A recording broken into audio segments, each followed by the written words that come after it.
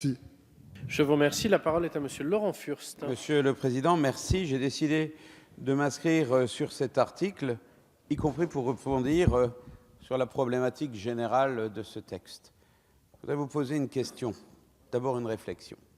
Les ordinateurs ont tourné, le Président de la République a décidé, la majorité applique et tente d'habiller de propos réfléchis simplement le soutien à la décision du Président de la République. Et chaque fois, je me dis que quand les ordinateurs tournent, la déception est au bout de la route. Et ça, nous le verrons bientôt. Je vous rassure, c'était la même chose lorsque la droite était au pouvoir. Je ne peux pas dire que c'était la même chose quand la majorité socialiste était au pouvoir. C'était beaucoup plus drôle dans l'hémicycle. Cela dit, je me pose une question.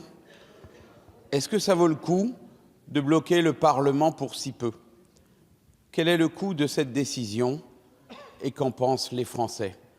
Je dis, face aux difficultés qui sont celles de nos concitoyens, face aux difficultés de notre pays, je me dis que là, on occupe véritablement le Parlement, l'Assemblée ce soir, le Sénat bientôt, pour un sujet d'une importance qui ne la mérite pas. Et puis, nous arrivons à cet article 2.